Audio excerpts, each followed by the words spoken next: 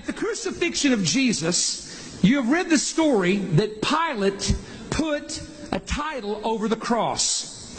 What most people do not know is in the time of Passover, Jewish people would take a bronze name tag and tie it around the neck of their lamb, just to show God that they're keeping the Passover. If I take a lamb representing my family and maybe another poor family, I would put the name Stone on this bronze name tag around the neck of that lamb. And when it's offered, God would know I have kept the Passover and have presented my lamb. The family name had to be on the lamb. Okay? Here's what Pilate did to the inscription on the cross. And Pilate wrote a title and put it on the cross, and the writing was, Jesus of Nazareth, King of the Jews. This title was read by many of the Jews, for the place where Jesus was crucified was nigh to the city, and it was written in Hebrew and Greek and Latin. Forget the Latin, forget the Greek, because in Jerusalem they don't speak Hebrew. But the question is, what did they say in Hebrew? Now what you have to do is this. The New Testament is written in Greek. So you've got to take the Greek language of Jesus of Nazareth, King of the Jews, and translate it back to Hebrew. If you know anything about Greek, the key letter is the letter Omicron in Greek. Omicron, because it can be translated of the as the or of. For example, in Pergamus, there was an inscription to a temple of Zeus, and here's what it says. Zeus of Pergamus and King and God. And the and there's the Omicron. Zeus of Pergamus and King and God.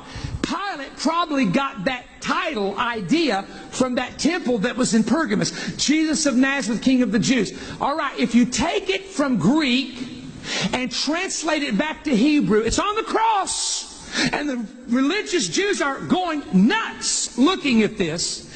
It translates in Hebrew, Yehoshua, Hanatzri, Vemelech, Hayhoodem. Means nothing to you sitting there. I know it means absolutely nothing.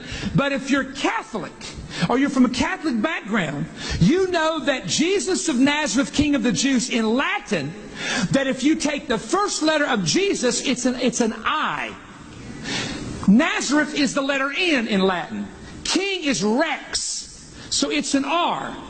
And the Jews, the J is an I. So that's why on crucifixes, you have INRI. Anybody ever wondered that, why you have a little INRI? That is Latin for the first letters of Jesus of Nazareth, King of the Jews. But wait a minute. What if we do it in Hebrew?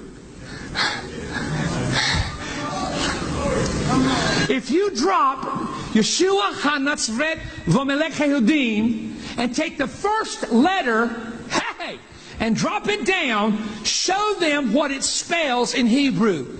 Yod, Hey, Vav, Hey, which is Yahweh. Oh, you're going to get this in a minute. That name is found almost 7,000 times in the Old Testament. It's the name of God the Father. You call him Jehovah in English. His name is Yahweh.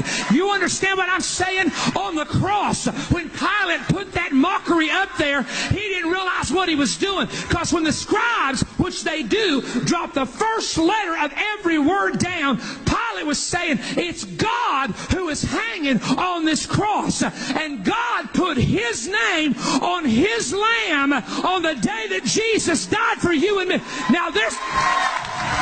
Hey!